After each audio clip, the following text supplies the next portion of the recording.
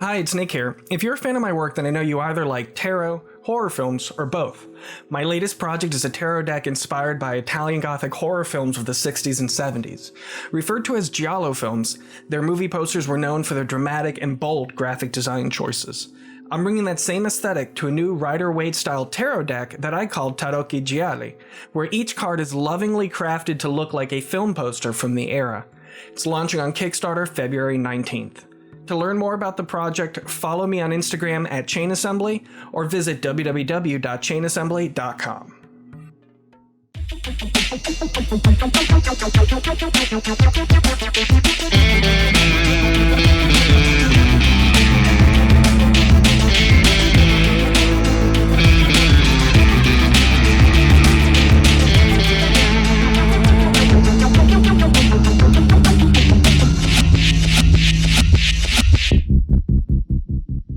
So then I decided I'll just bite him back. So today we have with us Kara Reynolds. Kara is an incredible painter, watercolor and acrylic primarily, right? I have gotten so into watercolor. I dabbled a little bit with ink and acrylic. It's purely watercolor now. I'm Oh too wow, I'm okay. I'm too comfortable in my medium, man. It's crazy. Well, you've really become quite a ninja, I guess, an expert in the Oh, watercolor. It's thank you. like your color layering, your flow. It doesn't look like what you would expect from watercolor, and that's what's Hmm. really exciting about it. I guess when you think of watercolor, you think of something done in about 30 minutes. Yours definitely don't feel that way. Yeah, a washy. A lot of people think of watercolor as like this sort of panoramic washy. Not that plein air isn't a beautiful doesn't result in beautiful pieces. But that's what people tend to think of. And for some reason, I think maybe because I'm self-taught, Mhm. like circumnavigated that washiness. Well, well, let's get into all of that. But first, let's start off with when you and I first met, because I think it might have been Art Pool. Oh, I think so, yeah. Yes. Crafty Fast Markets, 100%. That was it. That was it. I'd Yeah. seen your work. I knew who you were and I'd seen your work, but I don't think in person in real life. It was maybe 2019 Oh, would yeah, have been the date. that was definitely pre-pandemic. And Mm-hmm. yeah, those Crafty Fest markets were a lot of fun. They were so Um fun.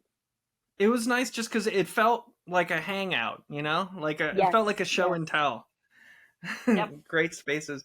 And There were I so many remember you days my came up to husband me and you wasn't said, there. mhm. Yeah, I remember you came up to my booth and you said, "Is this an original watercolor?" I said, "Yeah," and you said, "Why are you charging so little for it?" And I was like, Oh I don't know. I God, don't know what I'm you're supposed to so rude. charge for a watercolor. So so that made me not only up the price, but also spend more time on my watercolors to make them feel like they're not a digital painting, or to try and make it look like the hours I spent translates to the price. So just that one question really made me rethink how I approach that as a medium. And this makes me now rethink how brash and rude to go up to an artist and say you Oh, should that's be not charging more. rude. But I did benefit in the beginning of my art journey from having other artists like positively bully me that way. Mm. So it may have just been me. I also like your watercolor use is masterful. So it's not washy-washy. So that's probably where that I question don't came from too. I don't think I would use the term masterful. I don't consider myself a watercolorist. It's one of the tools in my arsenal, but I'm not a watercolorist. Was it probably like an ink and watercolor or a digital print that you embellished with watercolor? So what it was what hard to say. um Okay, yeah. I I'm started asking you to doing remember this watercolor. really. So I started doing watercolor because I was used to digital, and with digital, I'm like, I don't like it red. Let me try it green. I don't like it green. Let me try it blue. It's really easy to swap out the colors. And so I started thinking, well, if I wanted to do that in real life, I should try printmaking as just the outline of something and then fill it in with colors. So that's kind of how I got into watercolor, because I wanted to do the printing method with something that would repel the watercolor. And so I Mm-hmm. was doing that, just got me trying the oil based inks with the printmaking. And so with the one that I probably had hanging up there, that was a print I did with, winding it even further back, I had a custom hot stamp made for a run of discs for disc golf, and that was a Okay. magnesium etched die plate. And I used Okay. that die plate to do the printing with oil based ink so that I could watercolor on top of it with washes, and it would just fill in the areas between the ink. And now I can do each Okay. one a different color. And Okay. that's how I got into watercolor, because I couldn't decide on the appropriate colors for an image. Okay. That's that's a great. A lot of people dive into it, and I think they're going for what I call like the washy washy or the wash. And the way you got into it is more illustrative to me, which is, I think, the best way to use watercolor. But that is obviously my own personal experience. Well, thank you. Well, tell me then about your personal experience. How did you discover your love for watercolors? So I had been my whole life the kid that drew, like just always, like, I had drawings taken off of me in class, that kind of thing. Really got, I was a weird kid, so I was a little bit of a loner. And I would like get these books on tape at the library, pop them in my Walkman, and draw for hours. And I had a really great like Prismacolor. Like my grandparents totally just blessed me with this like great, I don't know how many, maybe 120 pencils or something. And I would just do that for hours and hours and hours, well into my teens. And then I got into college and I was really excited. I was like a nerd and I was really excited. And I took like 21 credits my first semester because I was just like, oh, I want to learn about this. I want to learn about this. And one of them was an intro to drawing class. And it's not this woman's fault. I think she was going through something personally, but she like killed my love of art. Nothing I did was good enough. Just really like, and I think it like bothered her that I was doing it as an extracurricular because my degree is in journalism and English. And so that, and I felt really like an outsider. And so I had a set of pastels and I would do like, people would come up to me and I would do these like little mermaid sketches and people would say like, oh, can you do one for my dorm room or whatever. But other than that, there's a big drop off between the ages of like 1920 to roughly like 26, 27. And I'm 37, so 10 years ago. And I wanted this tattoo and I wanted it to be like a certain and I always like tell people, I'm like, sometimes people ask me if they can have my work tattooed on them, and I always say you can, but go into that tattoo studio with nothing but respect for tattooists because their work is insane and they're probably going to design something more attuned to what you think you want than I am. But I wanted to come in with a concept. And so I sat down, with a pencil, and it was like this slow little thing. Like every day I would come home from work and I would sit down with this, and it wasn't even the tattoo anymore. It was like this therapeutic, like rekindling of this thing inside me. And so it was like a downward spiral or a upward trajectory, however you want to look at it. Okay, now we're going to move to some really nice ink pens. Okay, now we're going to move to watercolor markers. And then one day I just bought a tube of watercolor and a palette. The little water wells. They're best if they're made of porcelain, and a tube and a brush. And I didn't look back. And I fell in love with the medium. I don't, a lot of people say, oh, why'd you choose it? Why'd you choose it? Well, a lot of like good tattooing or the style that I like is heavy on the line work. And then so a lot of tattooists that do actually make art themselves, like not on skin, they tend to do like ink and watercolor, or that's what I was seeing at the time. And I was like, wow, I really like that style. And then little by little, ink went away, and the line work that I was doing, that was all replaced by thinner, more delicate watercolor strokes. And and then of course, you just start to like dip your toe in the community. I did like one art show, met this person, met that person, And now it's almost 10 years later, and I can't live without it. In fact, I've been going through like this period where I haven't had a lot of time for art, and like my mental health is reflective on it. Like it's so important to me, and it's a practice. But that's okay. This is a seasonal thing, and it's coming to an end. But yeah, that's my history with watercolor. I think that I feel like it chose me. Not me chose it. That was But beautiful. I'm happy. I'm happy because I've tried acrylic. I did play with ink a lot in the beginning, and that was fun, but I felt like I got more out of purely watercolor pieces. And you could not pay me to try oil. I think it is so impressive when people render something in oil, but I just have no, no, thank That's you. that's a beautiful story. So with that in mind, I want to ask you, do you find it easy to market yourself or describe yourself based on the fact that you can say I do watercolors rather than saying you do a whole bunch of stuff? Yes, I introduce myself, and this may be like a weird hair to split, but I introduce myself as a watercolorist as much, if not more, than as an artist. Hmm. Um, Interesting. because it's like a and it's and people who are creatives can represent them. There is no like hard and fast rule. The only thing I would ever say is don't downplay yourself. Like start introducing yourself. A professional artist once told me start introducing yourself as an artist, and I took that advice and ran with it 9, 10 years ago. Whether or not I was showing at the time, I am an artist. And then I really, the term watercolorist, I don't even know if it's in the dictionary, but it's been thrown around. And I started to Hmm. adopt that because it really is my brand. I mean, if I had a brand, I would say my specific niche is like aquatic watercolors. I do mermaids, octopuses, I do sea turtles, and they're usually like in that zone. Right now, I'm actually painting something that isn't underwater, and it's wild. Um, but that is like that's how I identify as a watercolorist, and I feel like the more I leaned into that, the more that I have. Um, I guess the term brand feels a little bit lofty because it's um, you know, I am an artist. Hmm. But yeah, I guess that's my thing. That's my thing is watercolor. And there's some great other like local watercolorists that are like Curtis Whitwam. Oh my God. Um, but yeah, that's how I identify. And I believe Curtis does too.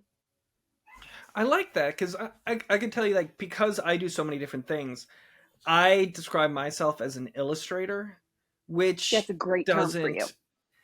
Thank you, but it covers maybe like 60% of what I do, if Yeah. that, like barely a majority. Probably not even 60, because like maybe I mean, I guess technically my my copyright, which I just recently did, or my trademark, is all under printing services. So maybe I'm more Oh technically yeah. a printer, if that makes sense. But like it, so You're a Renaissance I man. yeah. So I do envy your ability to easily say a word and people know exactly what they're getting. So let me And in ask you then return, about. I admire all these multimedia folks. Go ahead. Sorry. No, it's okay, it's okay. So I know we have chatted a bit about materials, but like watercolor materials is such an important thing. It's like with acrylic you can get away with like shitty paint, but you can't really do that with watercolor. So do you have like a history with different materials? What are you working on now? What are you loving? What are you favoring? So am I allowed to drop brand names? Go for it. Brand names are okay? Oh, okay, okay. Yeah. So I primarily use two different brands of watercolor, although I've been dipping a toe recently into a third brand. One is a smaller company that I would say if you are starting watercolor, this is worth the investment. They started out very cheap and they were like a small family owned business, and now they are carried by Blick. But like when I started about 9, 10 years ago, do you remember the art supply store on Central and like 22nd? Yes. Yes. It was an Where the rhino amazing is or a different store. one? It's just in that neighborhood. It's across the street, like up a block, but it's gone now. But Yeah, I remember when that it was man going out that of owned that, business, I bought tons of yes, stuff. Yeah. me too. It was so sad. But the man that he was so knowledgeable, and I told him, I'm like, oh, I'm playing with, and there's no shade in the Winsor Newton game. Like I know some great artists who paint with Winsor Newton watercolor, but I was kind of like hitting a wall with them a little bit, and he introduced me to M Graham, and that is M, the initial dot Graham, M Graham. They are, and because we're on video, I'll just hold this up. They have a real simple packaging, Mm-hmm. white tube, 50, the 5.5 fluid ounces, the generic like size. And they used to be like $8. Now they're like maybe 10 or 11, which in the watercolor world is good. Like that, it's good. Mm-hmm. And honestly, like with watercolor, a lot of the other thing I'll point out is the investment is very low because you make that one purchase of that tube and that lasts you for years, especially if it's not a color that you use all the time. Like I Mm-hmm. go through Payne's gray a lot because that's how I do all my line work, all my shadows. I rarely rely on black. But everything else, I've been nursing some of these since 2016 because all you have to do is put a little bit in the palette, especially if it's of higher quality, and then add your water as you need it. Um, so that is my number one recommendation for somebody that cares about watercolor and wants to dip their toe in and maybe make an investment. The only issue with Mgram is it's a limited selection of color. So you've got your cadmium red, you've got your, azo green, azo, like that's it. Maybe there's 50, 48 colors, and that's fine because we all know we can make our own colors with enough primary, Mm-hmm. secondary, etc. Um, but if you really want to get crazy, and some people are like conflicted about this brand, but I've just had such good luck with them, is Daniel Smith. I love Daniel Smith. They never stop. Their colors are amazing. I like a lot of granulation. Now, some watercolors don't like that.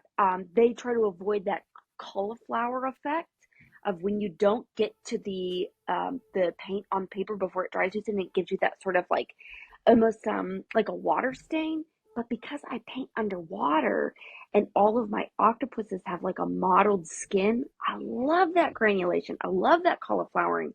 And then now my 2023 challenge to myself was to paint imperfect mermaids and add that mottled skin to them.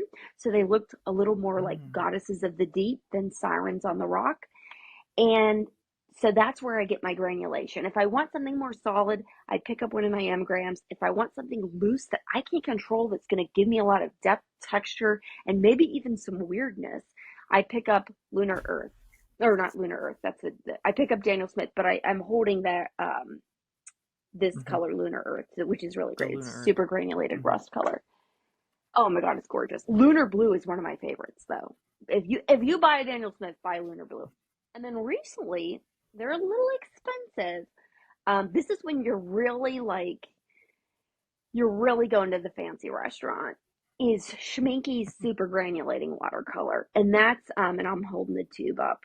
I believe it's a German company, and they're super old school. I don't think they have social media presence. They are phenomenal. The granulation and separation. I love a lot of these watercolors that are more granulated. They have a separation of color. So, like a good example would be Underwater Green, which is this great like sagey olive color. But when it sits in the air, it separates and it becomes this like weird mustard and this beautiful like deep cerulean blue. So you can get those like discolorations too if you're willing to not mix it as well or let it sit out a little bit. So those are my three brands. And then do you want me to keep going? This is like Pandora's Please box. do. You're making this easy for me. I love it. These are just my favorites.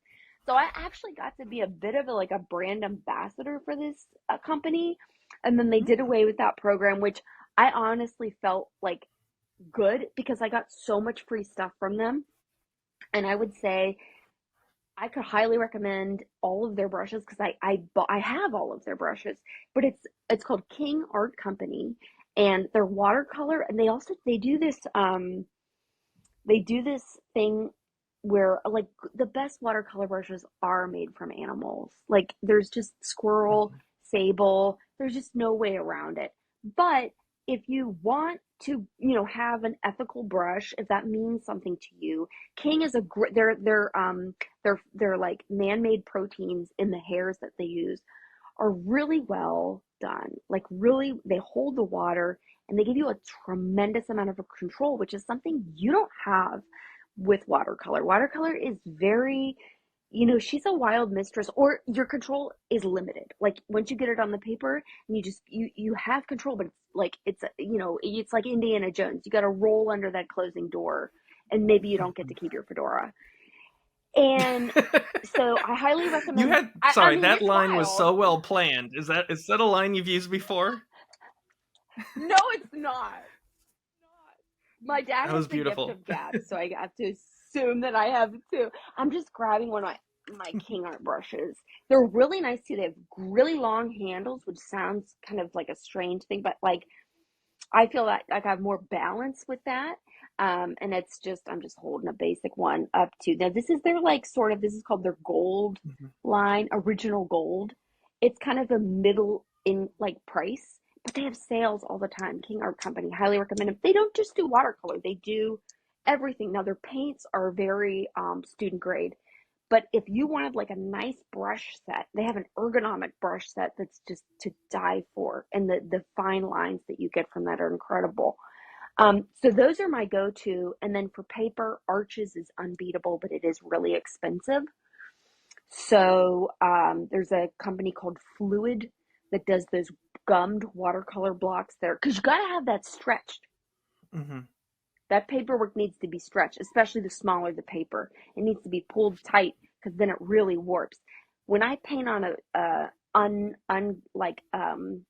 an unstretched, for lack of a better word, like larger piece, it's a little bit easier because that warping distributes, But when you have a small piece of watercolor paper, you're doing an 8x8 or an 8x10, even 16x16, I usually paint with a blocked, or on a watercolor block that's gummed on the sides.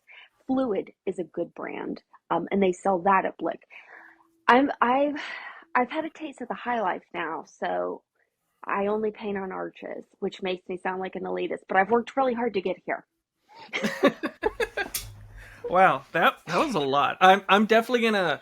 I need to up my watercolor game, and because like when I work on watercolors, I tend to do it when I want to just get away from the computer for a bit, because I still have a Sure, bunch sure. of unpainted prints that I've made. So I'll just grab a stack of those and just spend all day just basically coloring, like my own little coloring books. Those prints Yeah. that I have. So I think I've only got one print unsold right now, so I need to build up that Okay. stock again. So I'm going to be working on it soon, and I have been like branching out into better quality paints, but I'm still using the same garbage plastic brushes from Michaels that I bought like 10 years ago. So I definitely need to improve my brush game. That is for sure. Oh, I'll send you some stuff about Link, but just in defense of yourself, I have this one brush that I've had for 10 years, and it's a student grade. Like I think it costs like 50 cents in a pack. And I've Mhm. got it right to like the nasty sort of dried consistency that I need. And I love that brush. If something happens to that crappy little brush, I don't know. There's something about your first brushes that you get this. Sometimes you know how to work them. So Yeah, I just I know what you contradicted mean. Like I've everything I got like said. 20 brushes and 19 of them have never been used. So, Nope, it nope, this might nope. be a dumb question, but have you ever tried making a brush out of your own hair? No, but that's actually not dumb at all. I think that might be kind of brilliant. I The, mean, the because only like, reason I would think that it wouldn't work is because the animals, the rodents that they use, kind of have that, they're not otters, but they have that like fur that almost is a little bit water mhm, resistant. Like have you ever seen like a photograph of like a woodland critter and like it's rainy but there's like mhm. pebbling of like water on their coat? Like it's like there's something about that that collects and holds the water, but doesn't. I don't know. I'm getting too scientific. So I wonder if human hair would do that, but I totally would try that. I would try that. I mean, I think if human hair would do that, people would do it more often. But this sounds dumb, but like your hair is gorgeous. And the Oh, way you do thanks. your makeup and the way you present yourself when you're at an event, it does help flow in with the art style of your paintings. So if you did make a brush out of your own hair, that could also be another marketing angle. I I'm don't know. fascinated by this. I I will don't be know. doing I don't some know. Googling. Yeah. Oh, I do, but I do totally dress up for, like, I have jellyfish earrings, I have an octopus ring, like I've got all these, and I did this whole series, and I still kind of want to do a little bit more of it, even though it's been a couple years, of the octopuses with the fruits. So I have a lot of clothing that has like fruit prints on it. Like I go all out for markets and stuff, although I haven't done a market in a while. Why not? Did did you also work as a mermaid at some point? Or is that just No, a I am story I graceless. imparted I into your just love history? mermaids. No, Okay. it's so nice that you think I have that much physical grace. I'm not only the terrible swimmer. Like I can swim, but it's more of I've got a more manatee swimming. Those women in those tanks are so athletic. Like they really are. Because I mean, think about it. You naturally float as a human, and they go deep down in those tanks, and they do all this stuff, up against the glass so people can see them. Not in a million years. I don't have that core strength or the grace. I'd Maybe be I just terrible. assumed because you do so many mermaid pieces. Yeah, So, okay. I just love mermaids. So I want to ask you now about your relationship with prints and making prints of your paintings. Because one thing that I definitely notice about you and your work is you often make prints that are almost indistinguishable from the original. Same size, same framing, and they're so high quality that Thank you. yeah, that like if someone is buying a print, they feel like they have an original. Yeah, And so is that yeah. like a goal you set out with in the beginning when you decided to make prints, or just like what's your history with going targeting print sales? Well, I think one of the cool things about being DIY is you get that like street smart artist sense of you watch and that's not to say anything about like people that have because I know some amazing people who have gone to art school who are just sky and like just pie in the sky amazing. But like when you're like hitting the pavement and this coffee shop and that bar and this gallery and etc., you start to notice, I guess, the budgets of people buying your art. Because you do get that Mm-hmm. occasional, and I cherish these people like nobody's business, but you do get those occasional people that are like, I gotta have this original. I don't care if it's $600, or I gotta have this commission made. I want it in your style. I don't care what you charge. And those people are amazing, but they're not, those are your exceptional clients. The average person that really wants to own a piece of art maybe can't afford your original, and maybe they have kids at home, or maybe they're just, what I mean, we've got an insane inflation rate right now, and we have weathered a pandemic. It's not something that people are out buying as much. So in order to be competitive and in order to offer something that maybe, you know another artist isn't, is that accessibility of the print.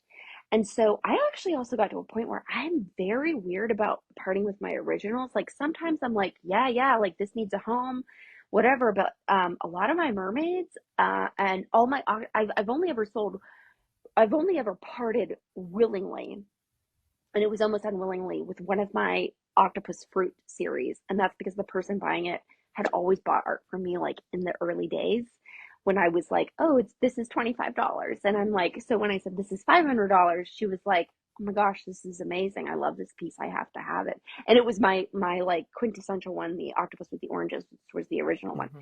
But you notice, as like it's that's like I said, it's street smart artist. You get to that level where you've done enough little local shows, you've ingrained yourself in your community, you've observed, and that's what I would say to any artist that's like putting their foot into their local art community, like observe. Keep your mouth shut and listen. Not that, Mhm. there's I've had amazing conversations with newer artists, but like listen, watch these other people that are thriving and what they're doing. And I was seeing that prints were successful for some other artists, and I was seeing that like my originals were just getting too good for me to not ask a certain amount for them. So then I really got into prints, and I was making my own prints for a while, but then I wanted bigger prints, and I had this really nice high-end printer at home that I don't think I could do bigger than like 12 by 17. And even then like I didn't care for the quality after a while. Like if you're making 8 by 8s, I was killing it. 8 by 10s killing it. But like if you want to offer that 12 by 12, that's 16 by 16. So I found a wonderful, I don't even know how I found them, but they've been my printer for maybe 4 years. Um, and it's this little, little place up in Pennsylvania. And which is funny because I'm from Pennsylvania, but that's not how I know them. And they have been like another artist. And that's the thing, is all this brain, the stuff you culminate and collect from other artists. So it was probably something like that. But I've just had really good luck with them, and I always order like a test print. I'm really specific, and some works just don't translate to print, and you just sort of have to like. I'm also a perfectionist. And then the other thing with watercolor too is like it's another thing like trial and error. It does not lend itself to glossy prints. It's a toothy textured, the higher end of the watercolor paper you get, the more toothy it is, I feel. You have the hot press, cold press debate, but to me, it's that toothy cold press that gets you that like depth and quality. And so you gotta go with matte prints. You gotta find like an archival matte paper that you can work with, or find a printer that offers that. Because when you have a watercolor printed on glossy paper, it looks so fake. Then you don't think it's an original. But Mm. it wasn't necessarily a goal to make it as much like the original as opposed to it just kind of, I started to like push myself towards that. I didn't know what I was pushing myself towards, because I have a stack of prints that they will never see the light of day because they're test prints, or they're just trial and error prints. Um, so yeah, that's a really long answer of saying what I'm saying, No, that no, that's great. prints have kind of become my like bread and butter as an artist. I don't, I want people to feel like they can access art on a level where they can buy it and take it home, but I also don't want to like compromise my personal feelings about my originals, which I think my prices are competitive, but like I am not going below a certain number. Like I've spent a lot of, I just, talked your ear off for 25 minutes about the materials. I haven't even told you the time, so it's a nice accessible point for your customer that's not ready to take the plunge into the original. Or I have a wonderful, wonderful client who, she has several of my originals, but sometimes she just likes a piece and she just wants it like in a smaller setting. So she has, I love squares. So she has like her office. I delivered an original to her about 9 months ago where she works, and it was a big one. So I like showed up with it in a frame and everything. I was like, don't let me just be your delivery service.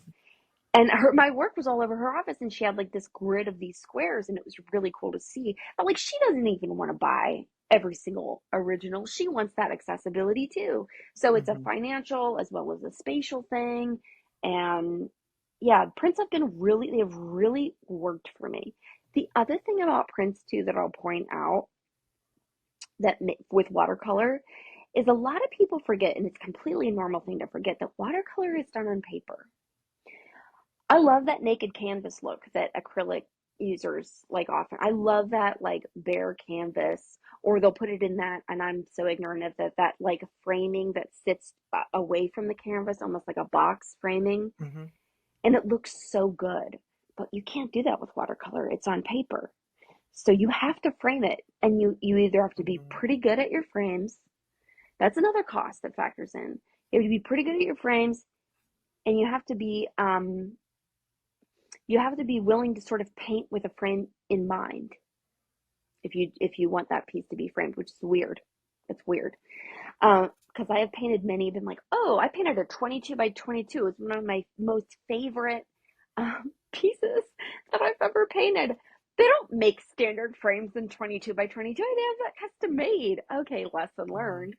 Um, but that's the other thing is I sell a lot of my prints at these markets in frames, 8 by 8 frames, nice, buy them in bulk. That's another level of accessibility that for a few dollars more, if you can like bulk it out and price it out, only charging maybe like 12 more dollars for the frame, 15 more dollars for the frame. And then instead of spending $30 on a print, they spend $50 on a frame print and they're good to go. So Mhm. that's another thing. Like if they're going to buy an original from you, they're going to have to frame it anyway. If they don't, if they're not paying for the frame you have it in. So that's like another factor. And I just think all of these perfect storm things that I've taken 24 minutes to say sort of resulted in me being like primarily a print artist for many years. Like recently I just did a solo show and it's up now. Of all originals, there's two prints they let me squeeze in there for accessibility. But it was all big originals, and it was like really weird for me to not paint with the intent. Like I'll probably make prints out of a lot of them, but not paint with the intent as this is another nice little square octopus with some fruit or a couple turtles in the ocean in a square that I could automatically upload to my amazing printer, have prints made, have them framed, and get them into my like market tent inventory. So that was a weird experience for me for the last year to just have that sort of like weird, not print based painting, even though I will make prints of them. Okay, now you talk because it's been a while. Okay, I got a bunch of questions about that. First off, when you are getting prints made to try and emulate the watercolor, you said you're doing it on matte paper. Is it a toothy matte paper with visible texture on it, or you just rely on the scan of the original to provide that quote unquote texture on the print? That is a really great question. So there's a two ways to answer it. The high quality, the high resolution photo, it does pick up a lot of that texture. And if you print it on what is a basic matte paper called archival matte, you get that and most of my prints are in archival matte. It does the job. It's kind of Mhm. a lesser expensive uh like non-glossy paper, and you get exactly those are the prints that people say are surrealistic. But when I want to do something crazy, I do print them on aquarelle rag to get that toothy. Now that can be double the cost, but to get that, because then if you actually ran your finger over the paper, the aquarelle rag is Mhm. toothy. But I can also embellish those prints. I left out a paint that I used when I was going through my paints. I used these handmade watercolors from a lady in England, and they're all metallic. So sometimes I do take a print and I have it, especially I have a mermaid that's sleeping on a rock and there's all this like life behind her in the ocean. And I will have that printed on aquarelle rag so I can go back over and embellish it and make those prints one of a kind with those metallic watercolors, just going over a piece of kelp Mhm. so that when the light catches that print, and then the owner of that print has something that is original, but not the original price. It's just, a little bit Mhm. more than the archival matte print. So that's kind of like that's like another little like mid-tier option for people again dipping their toe into owning art. So yeah, that's the Okay. I think that answers your question. Yeah, no, that does. That does. So then how do you what's your process for, I guess you said take photo. So I guess you don't scan them because they'd be kind of big to put on a scanner. So what is your process for photographing and archiving your paintings? Okay. So, I super DIY, like, for smaller pieces, I've actually used my iPhone. Like if it's a real, like if it's an 8 by 8 piece that I want to recreate, the iPhone has worked really well. And then like just a DSLR, yeah, I have a used one camera. And then upload them to, and I'm very like not technological. So if someone out there is listening and has a better way of doing this, you're way ahead of me. But I just have them in like folders on my MacBook, and I crop them on the MacBook. I take them outside in good sunlight, in good sunlight. When it hits my patio at a certain way, the actually the the way it hits my house and my patio at a certain time of the day, I feel it's very reflective of the true colors. And then it's also that background it's really simple. It's easy for me to. I've even like sticky tacked it to the side of the house because the way the light, like the natural light is. Now I've had them professionally photographed before. I have had them taken them somewhere. It's very expensive. And I just wasn't seeing as much. And I went to like the best, I'm not going to name names, but I went to like the best of the best Davidson Fine here. Art. No, Okay. it's Tampa. I I'm not had going bad to name experiences names. with them, so okay. Okay. They did a phenomenal custom job for me recently, Okay. but that was framing. And I won't name names, but their quality was fine. But I was like, you know what, I can do this on my own. I really wanted to get into the I guess that assembly line of once you Mhm. finish a piece, it just doesn't become. I kind of wanted to cut out the middleman, and Yeah, I get that. the only You don't want to have to wait on yeah, someone to do their part. no, yeah, and I'm happy because I used to make my own prints at home. That was so painstaking and time consuming. I'm happy to have the cropped, you know, perfected image uploaded to, and I'm happy to, it's jaclatetoday.com. Mhm. I feel like I'm like letting out this like little secret That's the because I point of feel the like people are podcast. going to go on there and bombard. But they make phenomenal prints, and their turnaround time can be a little bit delayed, but if you plan in advance, and I wouldn't even say it's delayed, it's just they tell you straight up, we take a couple of weeks for each order, but they've never disappointed me, and their website is very easy to use. So that I was willing to farm out because the printing on my own, one, I was starting to exceed the tech that I had, and two, it's very time consuming to do all of that. So I did cut out the middleman with the photograph. I did cut out the middleman with the like perfecting, like Matt. I mean, just basic programming that you have on like a MacBook works for me. And then and I use Photoshop to like upload it, and like I feel like the crop is easier in Photoshop too. But I don't even pay for it. I think I have Mhm. just like the basic one. Like um see, again, not tech savvy. So I that's kind just of want to shout out the quickly in there. I if you have Lightroom, there's a really great tool there that helps like you click the corners and then it makes everything perfectly rectilinear or square, I guess, in case your photo ooh. is accidentally off at a Okay. crooked angle. You just kind of draw Oh, I lines where like the that. edges are and it puts them all at 90 degrees and stretches it out. So that's very helpful if I'm What? like taking a See, photo of a building and because it's like pointed away from me and if I want those things to be both parallel again, I'd use that. So anyway, I sorry. love Keep that. going. No, don't apologize. This is amazing. Is it okay if I tilt my phone to the side Yeah, it should like automatically that while it reorient charges? correctly. Okay, sorry. It's just gotta, for some reason it's I don't know, maybe it's this app. It's not like loving, it's draining a little bit of the battery, but that's okay. It's not a big deal. We've got an Sorry. outlet near here.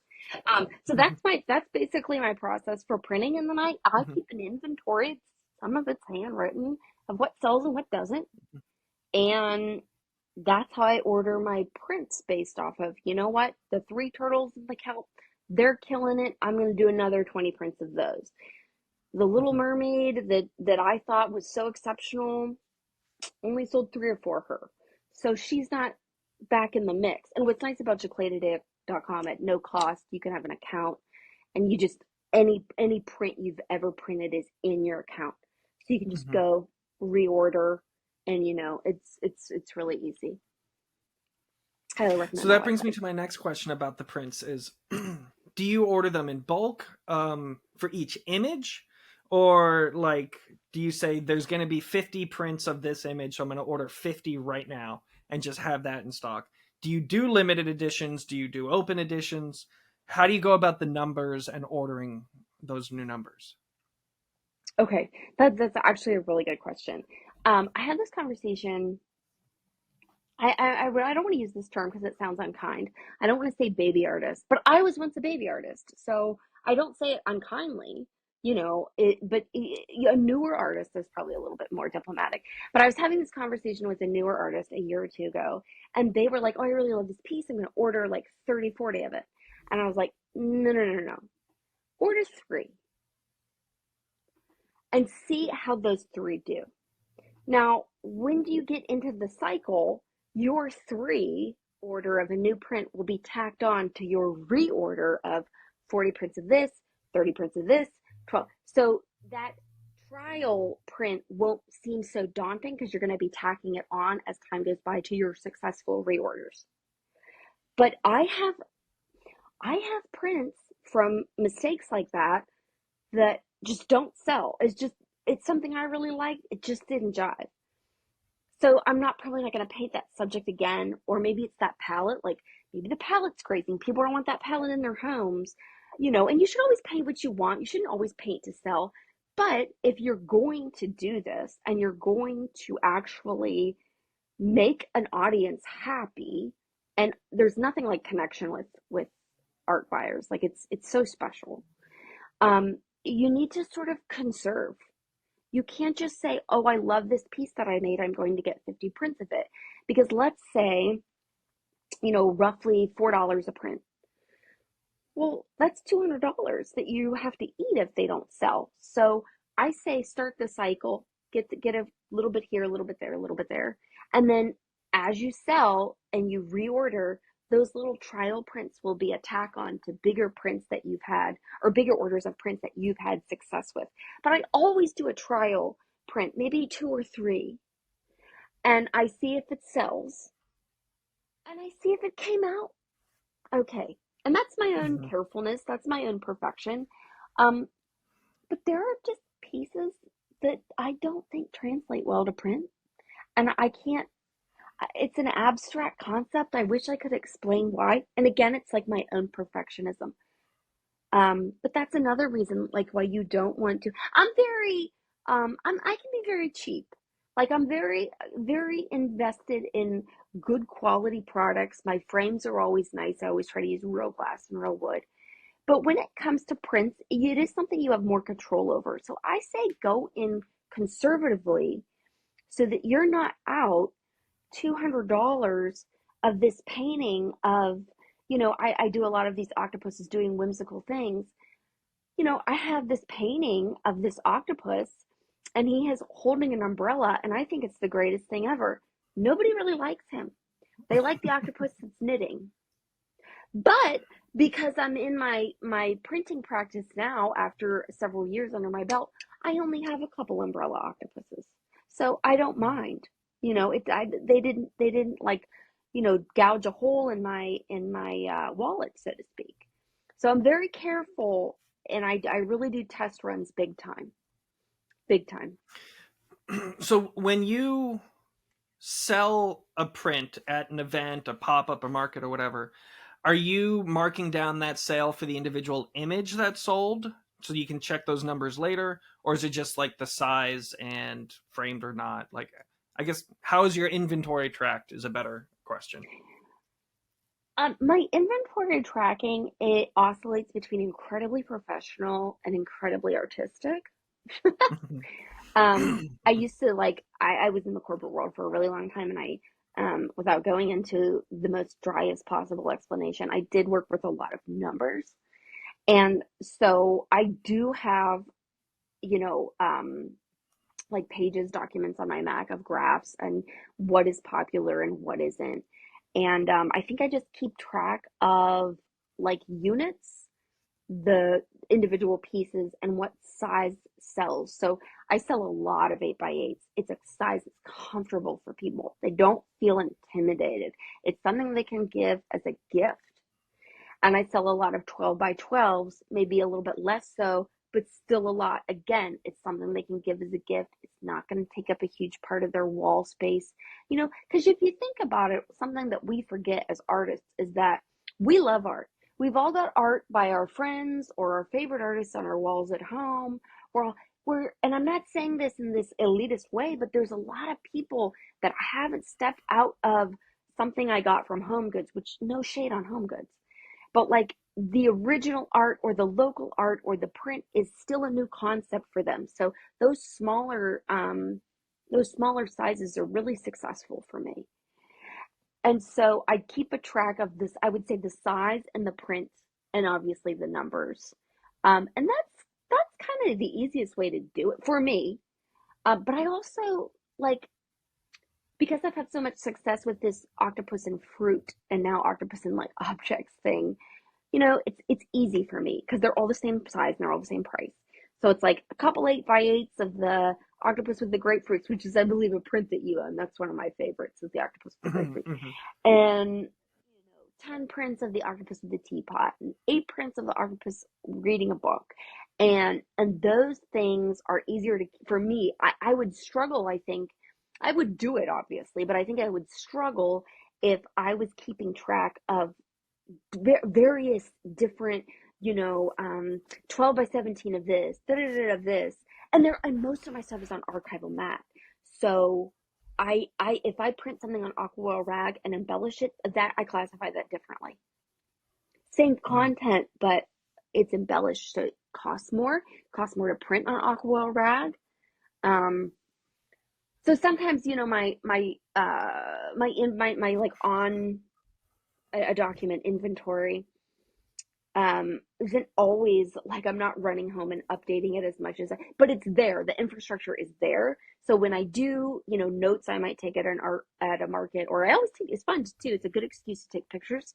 If someone buys a piece, oh, do you mind holding up a picture? Then you just throw it on your story.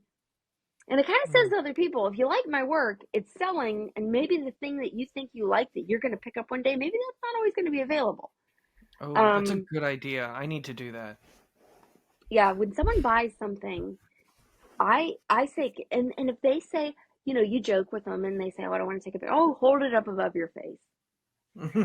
And most people want it. They're excited. They just bought a piece of art, even if it is a smaller piece and it is a print.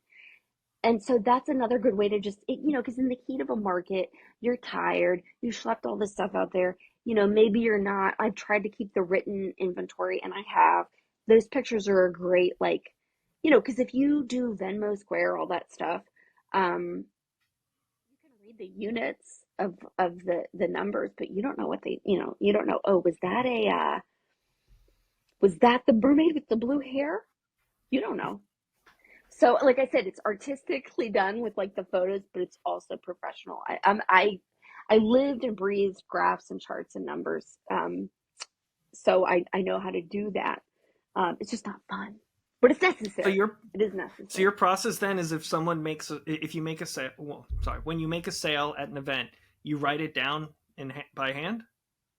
That's what I started doing, and then the pictures. I hated doing it, and so the pictures are now my way of doing it. Mm. Or I'll text See, myself. yeah, okay, interesting. Yeah, So, text myself. do you have like a Square reader or card reader, or are you just strictly like Venmo, PayPal, cash? I have a Square reader, and it is my preferred because it's easier to it's much easier to track than Venmo. I'm also like, nothing against Venmo. If someone, that's how someone can pay, that's how someone can pay. Done. But the Square is just a little bit, and I don't even have this. This is probably a question that you had. Like, I don't have an online store out of sheer laziness. Like every year, I'm like, I'm gonna have an online store on my website. Um, but that, if like, I would say, if you're a newer artist, get a Square because it's linked up to all these Mhm. amazing platforms. Like, they bought Weebly, right? Square bought Oh, Weebly. I think they did, and that's who my website was designed with. So oh, okay. it's, if Oh, I wanted yeah. to that store, all that account and that account are blended, and like I said, it's just sheer laziness on my part. I know But yeah, Square I have a does have like a Square. free online store platform that I have not used, but it matches with the inventory you load into the Square app. So yeah, I've been wanting to print like QR codes and put them on all my products so that I could just scan those at markets to add them in. Because right now, as it is, someone brings up a thing to me, I'll go to like my favorites on the Square app where I have all my items listed, and I'll tap it and add it to their cart and then check out with them. So I am getting an itemized list of all the items that sell. So at the end of the event, I could be like, okay, 30% of that day was all prints, while 5% was originals and 20% were tarot cards or whatever. So I like being able to have all those numbers. But Yeah. I think, I mean, I got a thermal printer, so I can print like QR code labels super easily and just slap them on all my things. So I am kind of leaning towards maybe doing that in the next few months or so. I think that's way more cohesive and organized. I've also just been in these like, in these like in the trenches, so to speak, where someone's like, I don't like I only want to pay with cash. I only want to pay with Venmo. And it's like you don't want to turn that sale away, especially the cash. Mm-hmm. Um, Well, so I think I that's still why I take have my cash and Venmo and all that stuff too. But like yeah. even if someone pays with cash, I still track it on Square as a sale. Right, So right. I will say, even though I was hitting the pavement and doing many, many, many markets because of this solo show that I basically spent 2023 painting, um, I haven't done one in like a year. So I yeah. am, my information is a little bit time capsuled. Like all the prints that I've stolen have sold have been in like stores and shops. So I haven't done this as recently, but I do have experience doing it. I do have the muscles from throwing up that 10 by 10 trade show tent. Well, so tell me a bit about the solo show. This is at Disco Dolls, right? When did it start? It When does it end? is. So it is, it should be up for about another month. They haven't given me a date of like where it ends because I believe they might have, don't quote me on this, they might need me to stay for a little bit longer. So there, it could be an extended show, but I would say within the next month, head over there. It's a great space. It's so cool.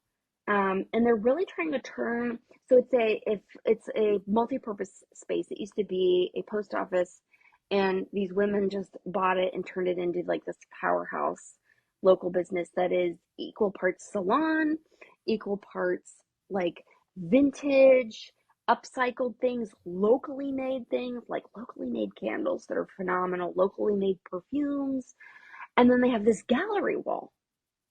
And the gallery wall is phenomenal. And what they're doing with it is they're taking the space that garners an income via the salon, via the shop, and they do events there. They have like a sewing class thing, society that meets. I mean, it's just multi-purpose. But because they can afford that space is paid for um, by different income, they can afford to make that wall what I would think of as a traditional gallery wall, in the sense that it's not, and there's nothing wrong with this, but it's not a show at a coffee shop where someone buys the piece, they take it down, the coffee shop texts you and goes, hey, can you replace the piece? It hangs through the end of the show. I just told her an original last week. Those people love it. They don't get to pick it up yet. There's a little red dot that says they Mm-hmm. bought it, but they don't get to pick it up yet. Um, the every show, it's not just going to be an amalgamation of originals. They wanted me to paint all new pieces that were cohesive, that had flow to them. I had a show theme. And so they're really turning this into a wall of like a traditional gallery wall. And because, like I said, they have the other infrastructure of these other sources of income, they can afford to do that. And it's really, really cool. And I'm really excited to be a part of this. They've been really good to me too. That's awesome. I'm excited for you. Is that your first solo show? I've had many solo shows in different settings, but it is my first solo show at what I would call like a gallery setting. Mm, Even though it does serve yeah. it serves other purposes. I've had many solo shows at coffee shops, restaurants. Um, I feel like I should revisit my resume or something. But this, and I've had receptions. I've had like, I Mhm. had the Tampa Bay Times come to the first solo show I had in 2016, but Mm. that was at, hold on, it's on the tip of my tongue. Bamboozle. I think it's Vietnamese. Oh my God, their food's amazing. It was at a very cool Bamboozle Mm. in Channelside and has a great, like, they're got kind of a shabby chic setup. Um, but Mhm. never in a gallery and never with this show theme. I mean, I've written many an artist statement, but like a show will say aim in mind. So this was a new experience for me, and I really enjoyed it. The show is called Sea Change. Um, I purposely painted a lot of mermaids that had like a murkier quality to them, and indicative of the change in my work. I love all my mermaids, but a lot of them up until now have been this sort of like picture of perfection. Um, Not necessarily in looks or body type or whatever, but just like perfectly executed the shading. And I took my approach to octopuses, which is a little bit like loose and willing to like let go of control and get that modeled look. And I did it with the mermaids, and they are the best mermaids I've ever done because they're no longer, like a Caucasian skin tone. They're green, they're Mhm. purple, they're blue. Um, I have some beautiful browns that actually have like rust and purple in them. So when they granulate, Mm. even though at first they might look like a medium, like light brown tone that you would see on someone's skin, there's so much modeling and imperfection. And I just love that. Like I gave them like patches, and they're Mhm. dark and they're beautiful. Um, so that space to create was completely new to me, and I'm just now getting back into like what does Kara want to do with 2024? And I think I want to keep painting those mermaids, and I want to do another octopus. I want to do one or two more with the fruit just because they're so fun and they're really good for my brain. Thinking guava or kiwi. Um, Mm. So that was really it was a solo show. I had done solo, but it was a different solo show. It was a purposeful solo show. Great. Yeah, I'm excited about that. So, I know you also wrote a book. Can you tell me a bit about the book? um, I can. I did mention it in the form. I was like, I should Hmm. probably just mention this in there. So I did. It's funny. I feel like sometimes when I introduce myself, like in a situation like this, like when you're talking with someone and they go, well, you would never ask a question this mundane, but I know you've gotten this question. Did you always want to be an artist? Yes and no for me, but I always wanted to be a writer. And I had a great experience in college, helped found our student newspaper. I had an internship with the Pittsburgh Post Gazette, which is a well-regarded Oh. newspaper. And then I graduated in 2009, and print media went just under. And Hmm. so even though I had this like amazing internship I was writing and being published by the Pittsburgh Post Gazette. In fact, I feel like I'm far enough removed. I can say they got a lot of free labor out of me. Hmm. Um, like I was published almost like 3 or 4 times a week. So that didn't work out for me. The writing thing didn't work out. I always loved creative writing as well as journalistic writing. And a friend of mine was just saying like, oh, like I want to kind of kickstart that part of my life again creatively. And I was like, and she's not an artist, creative person, but not an artist. And I was like, well, what is like in times of, I guess, maybe like self reflection or self doubt, I've made some great art. So, what is something that you do creatively? And she's like, and we both are big readers. And she said, well, I've always wanted to write books. And I was like, and I am like a writing fiend. I always say, as an artist, I'm like very zen. Obviously care a lot about my work and I put a lot of effort into my work, but I'm very zen. I'm very like, this is such a blessing. Like, this practice is so sacred. And I always describe myself as a writer as like those raccoons that are caught on ring cameras and their eyes are like reflecting the light and they look half crazed because they got caught in a dumpster. Like that's who I am when I write. I'm a psycho. So right out of my mouth, I'm like, if you write a book, I'll write a book. Crazy. And I wrote a book, and she wanted to write a romance, like a contemporary romance. And I was like, okay, well, I'll write a romance if you write a romance. But there was no way I was going to write it. I don't know. I got married in 2012. And I don't know that. But I love fantasy. So I started out, I was like, I'll write a fantasy romance.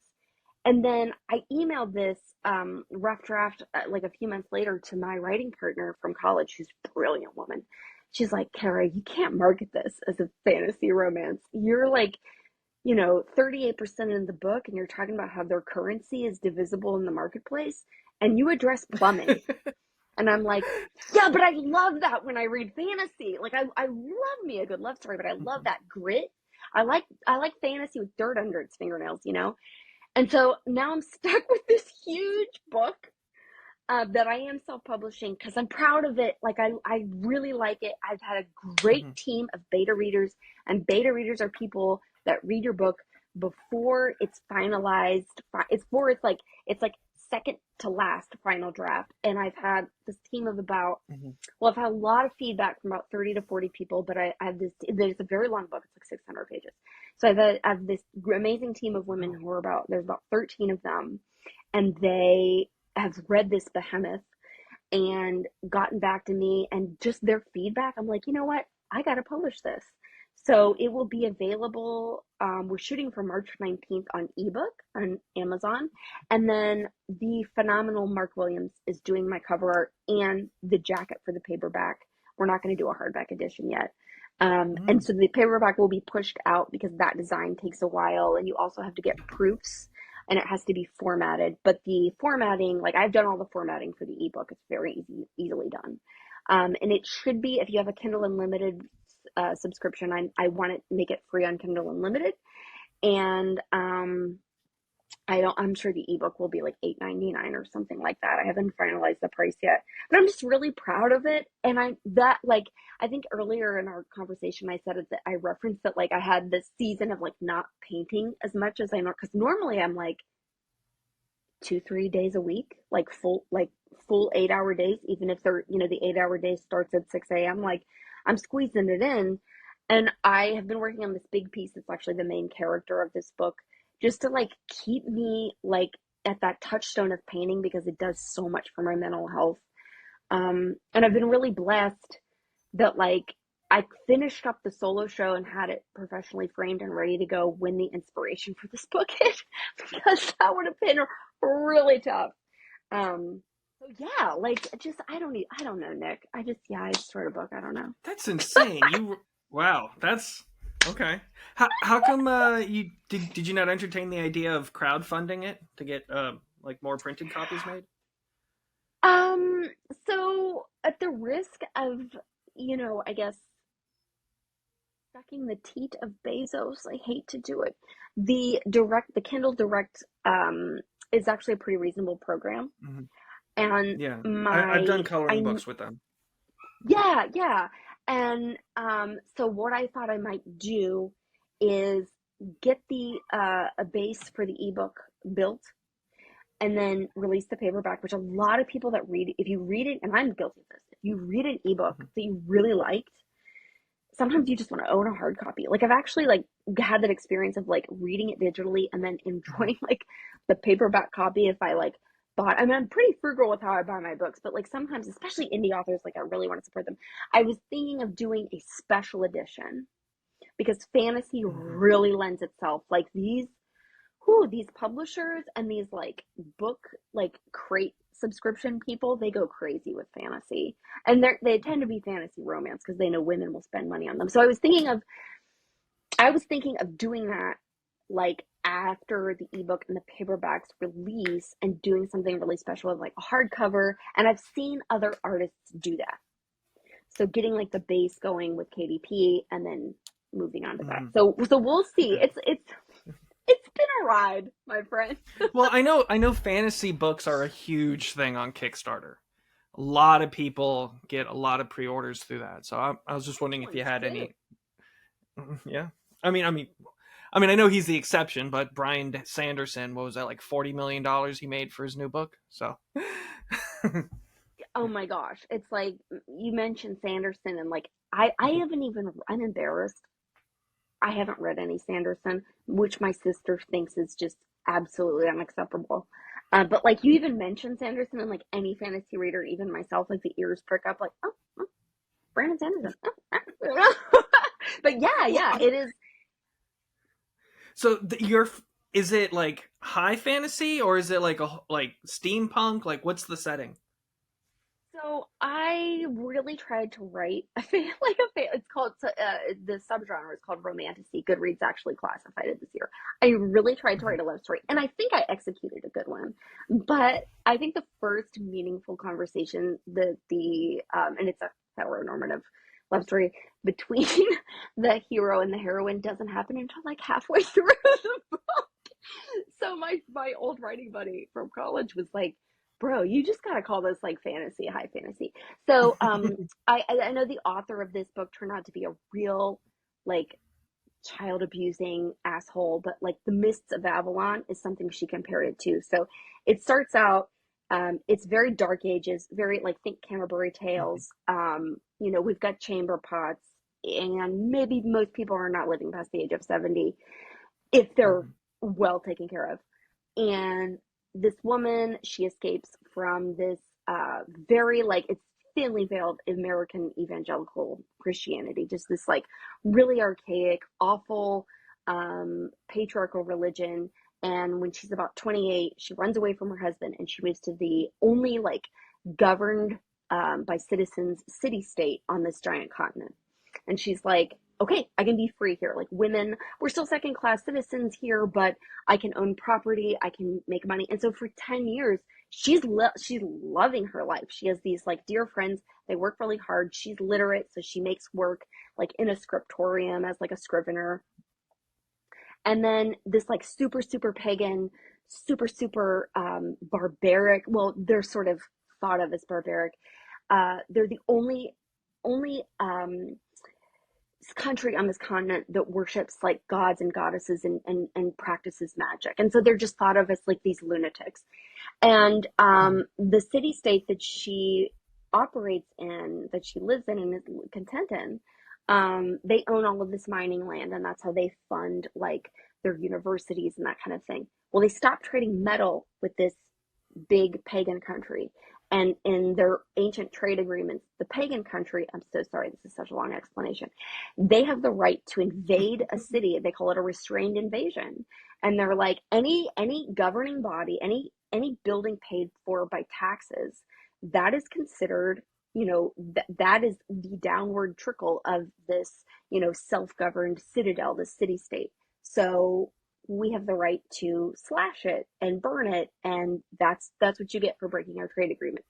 Well, she runs into this little chapel. It is a godless city, but they have these little like chapels where people who are homeless can go, or people that need work can go, and the priests, which are really more like guidance counselors, kind of help them find work. And so she and her friends hide in this chapel, and they're like, we're safe here.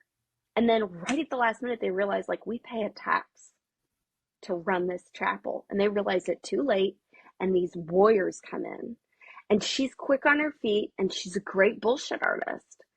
um and she convinces these guys, no, we're actually like sacred clerics of this chapel, and you super religious people, if you kill us, you're gonna be cursed and all this stuff. And these guys fall for it, and then they're taken on this insane journey and through these like wildlands that like only these people go, and they see stuff they've never seen before. They see the ocean for the first time. Some of them are in their 40s.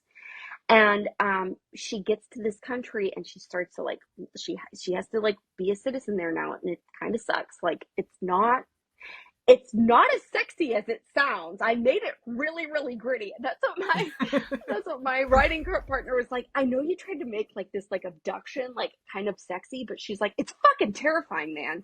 And I'm like, oh shit, So I ended up writing this sort of like, and I'm gonna wrap it up. I'm so sorry. Please edit out what you need to. I ended up sort of writing this like weird pagan feminist response to the Christ story. And so there's this whole like because I was raised super religious, what I've always like never understood about like the God forsook his only begotten son thing is like, what parent does that to their child? So I created this goddess that would never do that to her child and would say, instead of taking on this heavy burden, let me help you with it. And that's all I'll say, because there's a bunch of shit that goes down once they get to this big pagan country. And there's a lot of religious trauma that's reconciled with the main character thinks like, oh, I got over that. Well, no, you didn't, because you endured that for 28 years before you escaped it. No, you got to unpack that stuff, and therapy doesn't exist back then. So that's kind of the, I'm so That's sorry, amazing. this is like 24 minutes. What's your title? I don't think we've said that yet. It's very simple. It's just called Priestess. Priestess. No other Love title that. came to me. I love, it flowed really well. It's 8 letters. My art name is my full name. I go by Kara Voorhees Reynolds. And at the time, I just thought like Kara Reynolds sounded really plain. But that's even like, people with visual memories may not remember my 123 name, but they remember the art. But this is a little different. So it's just under Kara Reynolds. And I'm excited. It's been a ride. I'm a little nervous too. Like, I put art That's into the world all insane. the I'm time. so I haven't excited put. for you. Thank you. I'm excited for me too, but I am a little like I haven't put this type of creation into the universe in a long time. I've put a lot of art out there successfully, so I don't know. We'll see. Cool. Wow. But I mean, you're I've got some going great places. feedback from like this beta team. Well, okay, So so I know your we could mouth go on for too like is really another 8 important to hours. So this. let's start wrapping it up. So where Yeah, will people go to follow this book when it comes out? Is everything going to be at artbyKaraVoorheesReynolds.com? that is a really good question. I am right now. I'm sort of in this like final stages before the ebook, like formatting and getting it just ready for launch. So I do think that I want to do a website. I do think that I want to like have that, especially if I end up doing a special edition. But for right now, I've had the most interaction and the most just connection with future readers. I have so many people that are like, I'm gonna read this when it comes out. I'm so excited to read it. My Instagram is Kara Needs to Read, KaraNeedstoread. Because it started out as I'm an obsessive reader. I listen to audiobooks when I paint, so I read like 100 books a year, and people are always like, ooh, and I'm like, it's not really that impressive. I just press play and then I paint. um so that was my bookstagram, to like, I just had fun connecting with people that like books, and I was doing book reviews on there, and then I started to use that to drive this crazy thing that I did. But my Artstagram is Art by Kara Voorhees, and that is because I use my full legal name for my art. Don't ask why, I can't remember why. Art by Kara Voorhees, and it's Voorhees spelled Jason, like Friday the 13th Jason, so VOORHEES. But Art by Kara seems to bring it up right away if you're hunting on Instagram. And I do have the website too, but I'm not on Facebook. I had a weird situation about 4 years ago where I taught a watercolor class, and I got a stalker. And Oh. so he was able to find me on Facebook, and so I've gotten rid of Facebook. And I haven't had a problem since. Like, it's whatever, but I don't know. That might be a topic that you could have with maybe some female artists, about just like the weird dudes that like come talk to you about your art. That And it's like, when you sometimes that would be like, and you good. get Like, tricked. Yeah, you could do a roundtable episode, because like you get sucked yeah, in, I because think it'd like be fun I've to had get. so many great. Yeah. Yeah, it's crazy because you get sucked in, because you like, this guy will start talking, and you're like, oh man, like, this is another cool person that loves art. And I've met so many great guys in the Tampa Bay community that are artists or art patrons, totally harmless, love talking to them, like you said, could talk for 8 hours, another art, soul. But then you get these guys, and like, you're kind of like, bro, if you're not going to buy a piece of art, you're taking up a lot of real estate in the tent, and you're kind of freaking me out.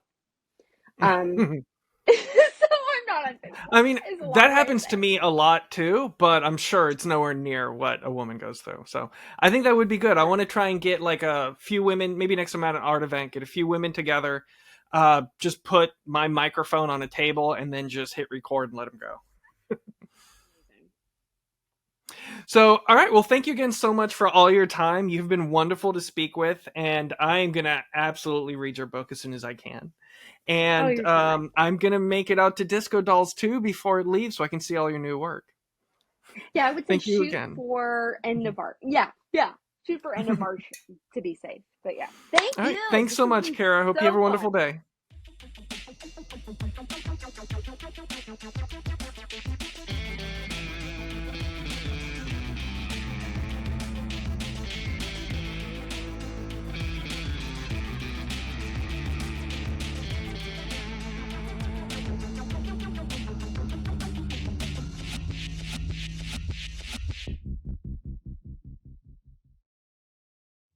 Are you ready to paint your own canvas in the real estate world as a homeowner?